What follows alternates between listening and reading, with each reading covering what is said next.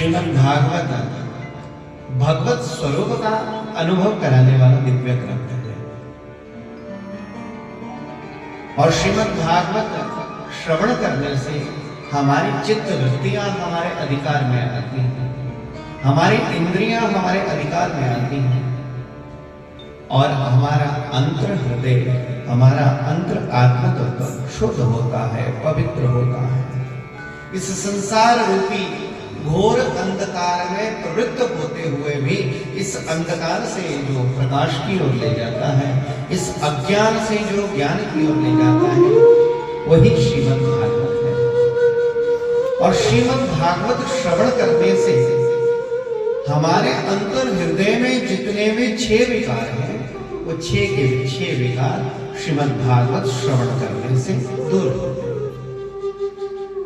शास्त्र में 6 प्रकार के मुख्य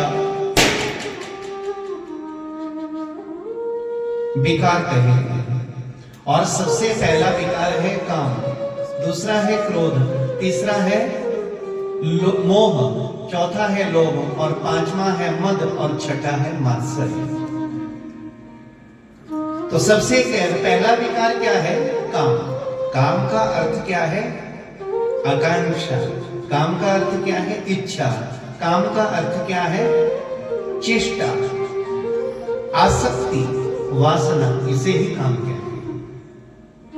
कोई ना कोई मन में इच्छा बनी रहे, कोई ना कोई आकांक्षा, कामना मन में जागृत होती रहे, इसी का नाम काम है। और जब कामना की पूर्ति नहीं होती, हमारी आकांक्षाएं, हमारी इच्छाएं पूरी नहीं होती, तो काम से दूसरा विकार हमारे अंदर जाग जाता है, जिसका नाम है क्रोध। कोई कार्य हमारा पूरा नहीं हो पा रहा है, तो हमारे अंतर हृदय में स्वतः ही क्रोध का जागरण हो जाएगा। और जब क्रोध आ जाएगा, तो क्रोध से ही लोभ वृत्ति बढ़ने लगेगी। सच में तो कहने का अभिप्राय है, यदि हमने अपनी काम वासनाओं को ही पकड़ लिया, अपनी आकांक्षाओं को, अपनी चेष्टाओं को रोक लिया, तो दूसरा विकार हमारे घर नहीं करेगा, हमारे अंतर हृदय में व्याप्त नहीं हो पाएगा। तो काम से क्रोध का जागरण होता है और क्रोधात् भवति सम्मोह, सम्मोहात् स्मृति विभ्रमः, स्मृति भ्रंशात् बुद्धिनाशः, बुद्धिनाशात् प्रणश्यति।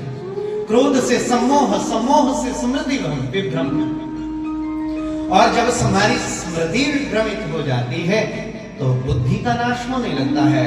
स्मृति भ्रंशात् बुद्धिनाशः, गीता में भगवान उद्घोष कर रहे हैं। और बुद्धिनाशात् प्रणश्यति, और बुद्धि का जब सज्जनो नाश हो जाएगा तो व्यक्ति का प्रणश्यति, पतन प्रारंभ हो जाएगा। प्रेम से बोलिए राधे राधे।